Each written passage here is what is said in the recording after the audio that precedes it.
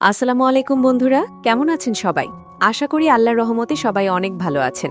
আজকের এই ভিডিওতে আমরা আলোচনা করব বদসুরত নাটকের সাম্প্রতিক ঘটনাগুলো এবং আগামী পর্বে কি কি গুরুত্বপূর্ণ পরিবর্তন দেখা যেতে পারে সেই আপডেট নিয়ে।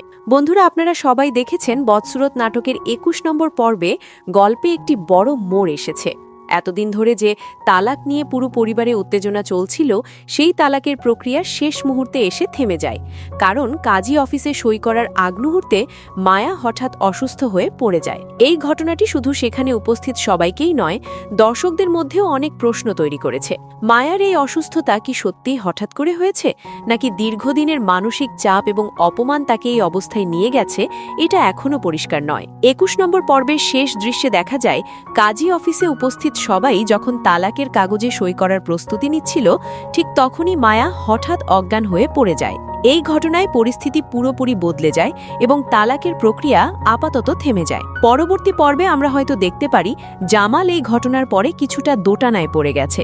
যদিও সে এখনও দৃশ্যত কঠিন অবস্থান ধরে রেখেছে, কিন্তু মায়ার অবস্থা দেখে তার মনেও কিছু প্রশ্ন তৈরি হতে পারে বলে অনেকেই মনে করছেন। অন্যদিকে মরিয়মের অবস্থানও এখন অনিশ্চিত হয়ে পড়েছে। সে বুঝতে পারছে যে জামালের জীবনের নিজের জায়গা তৈরি করা এতটা সহজ নয়। ফলে ভবিষ্যতে কোনো পর্বে মরিয়মের বড় ধরনের সিদ্ধান্ত দেখা যেতে পারে বলে মনে করা হচ্ছে। আর নাটকের সবচেয়ে রহস্যময় চরিত্র পাগল সালাউদ্দিন।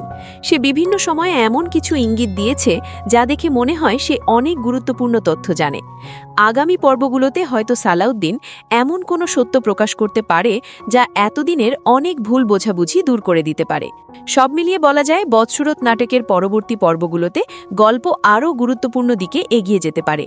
মায়া, জামাল, মরিয়ম এবং পরিবারের অন্য সদস্যদের সিদ্ধান্তই এখন গল্পের ভবিষ্যৎ নির্ধারণ করবে।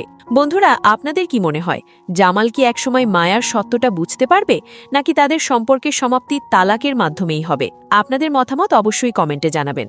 ভিডিওটি ভালো লাগলে লাইক করবেন এবং বন্ধুদের সাথে শেয়ার করবেন। আর এমন নতুন নতুন আপডেট সবার আগে পেতে আমাদের চ্যানেলটি সাবস্ক্রাইব করে পাশের বেল আইকনটি অন করে রাখবেন। আজ এই পর্যন্তই। সবাই ভালো থাকবেন, সুস্থ থাকবেন। আল্লাহ হাফেজ।